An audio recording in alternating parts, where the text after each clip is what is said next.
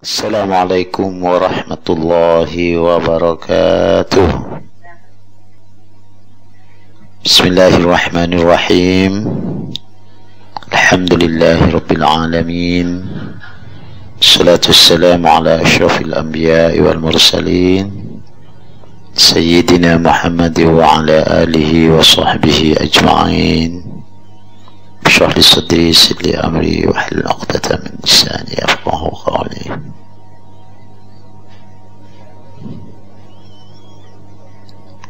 Allahumma iftah bainana wa bain qaumina bil haqqi wa anta khairul fatihin. Ayo semuanya berdoa bareng-bareng. Subhanakallahumma la ilma lana illa ma 'allamtana فعلمنا ما ينفعنا وبارك لنا فيما علمتنا إنك أنت العليم الحكيم آمين اللهم آمين. وقف جميع النشاطات. Seluruh santri, guru berhenti sejenak dari seluruh kegiatan. Semuanya duduk dengan baik. Coba itu yang masih jalan-jalan, duduk-duduk. Para musyrif, para korwas, saya minta untuk mengawasi anggotanya langsung.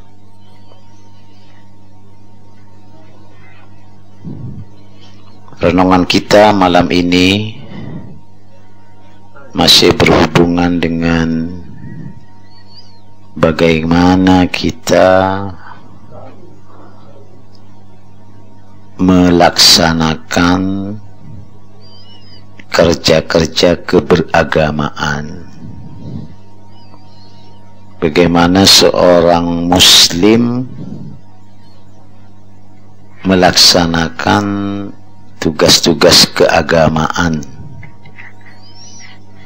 Artinya agama sebagai sebuah kata kerja, sebagai sebuah proses harus diterapkan dalam kehidupan sehari-hari. Karena bagi kita agama Islam itu bukan hanya sekedar ritual atau upacara-upacara seremonial yang bersifat formal, tetapi dia harus masuk kepada seluruh aspek kehidupan kita, baik secara individu ataupun dalam rangka kita bergaul dengan sesama manusia dan dengan makhluk-makhluk yang lain. Jadi di dalam kehidupan sehari-hari, mulai kita bangun dari tidur sampai tidur kembali, kita harus senantiasa mengamalkan nilai-nilai dan ajaran agama itu. Tidak bisa kita memilah-milah ini urusan agama dan ini urusan bukan agama dan sebagainya. Karena Islam itu adalah way of life. Dia adalah jalan hidup. Dia adalah pedoman yang harus dijadikan pegangan bagi setiap muslim dalam melakukan aktivitas dan kegiatan sehari-hari. Kita bukan orang yang memisahkan antara hidup dan agama, antara dunia dan urusan-urusan yang berhubungan dengan agama. Faham seperti ini adalah faham sekularisme, faham yang memisahkan antara kehidupan sehari-hari yang berhubungan dengan dunia dengan nilai-nilai dan ajaran-ajaran agama. Nah, dalam konteks ini dalam kita menjalankan kehidupan di dunia ini, kita harus senantiasa berpedoman pada nilai-nilai dan ajaran agama yang telah diajarkan Allah kepada manusia melalui Rasulullah sallallahu alaihi wasallam. Disinilah anak-anakku, saudara-saudaraku, kita harus senantiasa belajar dan belajar bagaimana kita menerapkan nilai dan ajaran agama itu dalam hidup. Umpamanya, salah satu contoh, ketika kita bangun tidur, begitu bangun kita ucapkan hamdalah, alhamdulillah, alhamdulillah. Nah, ini berarti kita sudah melaksanakan salah satu aspek dari kehidupan agama agar kita senantiasa menyambung dengan Allah. Kita merasa bersyukur karena kita bisa bangun tepat waktu dalam keadaan sehat. Setelah kurang lebih sekian jam kita tidur dalam keadaan mati. Orang tidur secara logika ataupun pada kenyataan lahiriah adalah hukumnya sama dengan orang mati. Nah, ketika kita bangun dari tidur, kita seolah-olah dihidupkan kembali oleh Allah dari mati kita, maka kita sampaikan alhamdulillah alladzi ahyana ba'dama amatana wa ilaihi nusyur. Nah, bangun tidur saja kita sudah harus melaksanakan tugas-tugas keagamaan itu.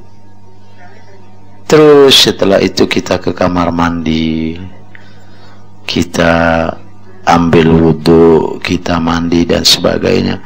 Semua pekerjaan kita, pikiran kita, ucapan-ucapan kita itu sama sekali tidak bisa dilepaskan dari ajaran-ajaran yang diberikan Allah kepada kita sebagai manusia melalui Rasulullah sallallahu alaihi wasallam.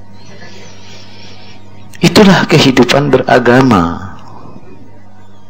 Kita harus senantiasa menyambung diri kita kepada Allah.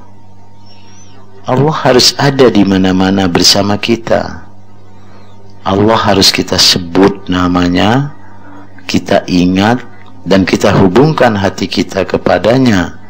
Itu yang maksud dari zikrullah. Jadi bukan semata-mata dengan lisan, tapi harus muncul dari hati yang paling dalam. Itu artinya bahwa proses keberagamaan kita itu harus dijalani setiap saat, setiap waktu, di mana saja dan kapan saja. Kita tidak boleh sama sekali melepaskan diri dari Allah Subhanahu wa ta'ala. Anak-anakku, saudara-saudaraku rahimakumullah, kalau kita sudah bisa menghubungkan hati kita kepada Allah, kalau kita sudah mampu menumbuhkan perasaan dalam diri kita bahwa Allah itu ada bersama kita, bahkan aqrabu min hablil warid, lebih dekat Allah itu dari urat leher kita, maka hati yang demikian itu, yang senantiasa tersambung kepada Allah, akan mampu menggerakkan lidahnya, lidah manusia pemilik hati tadi, untuk senantiasa menyebut-nyebut asma Allah Subhanahu wa ta'ala. Setiap tarikan nafas kita, kita ucapkan Allah. Ketika kita akan memulai bismillah, begitu selesai kita melakukan pekerjaan, alhamdulillah. Ketika kita melihat sesuatu yang aneh, yang hebat, Masya Allah, subhanallah. Ketika kita mendengar musibah, inna lillah, semua apa yang terjadi pada diri kita itu harus dihubungkan dengan Allah subhanahu wa ta'ala. Hati kita harus nyambung, sekali lagi, nyambung dengan Allah subhanahu wa ta'ala, dan kita ungkapkan kesinambungan kita itu dengan ungkapan-ungkapan kalimat tauhid yang keluar dari lidah dan mulut kita masing-masing. Inilah saudara-saudara dan anak-anakku, makna dari kita hidup beragama itu. Kalau kemudian ada orang yang mengatakan bahwa agama itu adalah urusan akhirat, tidak bisa dibawa-bawa ke dunia, atau haji dan sebagainya, atau bahkan ada yang mengatakan jangan bawa-bawa agama pada urusan negara, urusan masyarakat, urusan politik, sosial, ekonomi. Saya pikir orang yang berpikir seperti itu adalah orang-orang yang belum memahami hakikat dan makna dari keberagamaan itu sendiri, atau mungkin dia ini melihat agama seperti yang diajarkan di dalam agama-agama lain. Tapi kalau dia menyadari tentang hakikat agama Islam dan bagaimana Islam, Al-Quran, Al-Hadis, dan para ulama, ijtihad para ulama menghimbau dan mengajak kita untuk melakukan sesuatu dengan menyambungkan diri kita kepada Allah, maka orang tersebut insya Allah tidak akan pernah mengatakan bahwa agama itu hanya urusan keluarga, bahwa agama itu urusan individu. Karena memang Islam itu memiliki nilai-nilai tambah yang barangkali berbeda dengan agama-agama yang lain. Saudara-saudaraku, para santri rahimakumullah, untuk itulah mari kita biasakan hati kita ini, hati sanubari kita ini, untuk senantiasa menyambung kepada Allah, dan kesinambungan itu kita ungkapkan dengan lisan, kita buktikan dengan perbuatan. Itulah inti dari keberagamaan. Semoga Allah subhanahu wa ta'ala senantiasa melimpahkan taufik hidayah ma'unah inayahnya kepada hati kita langsung, memberinya cahaya-cahaya Allah yang masuk nyumsum ke dalam hati kita. Kalau sudah begini, insya Allah kita akan menjadi seorang muslim yang sebenarnya atas dasar iman dan Islam serta al-ihsan. Dan kalau itu sudah terhunjam kuat dalam hati, insya Allah mulut yang kita punya ini akan senantiasa menyebut kalimat-kalimat tauhid, akan menyebut hal-hal yang diajarkan oleh Allah dengan ikhlas juga. Mulut mengungkapkan yang hati, kemudian yang hati dan yang di mulut itu diimplementasikan dalam perbuatan-perbuatan kita sehari-hari. Inilah saudara, selamat istirahat, selamat belajar terus dalam situasi apapun, dan jangan lupa baca salawat pada Rasulullah, perbanyak istighfar, dan akhiri dengan Bismikallahumma ahya wa bismika amut.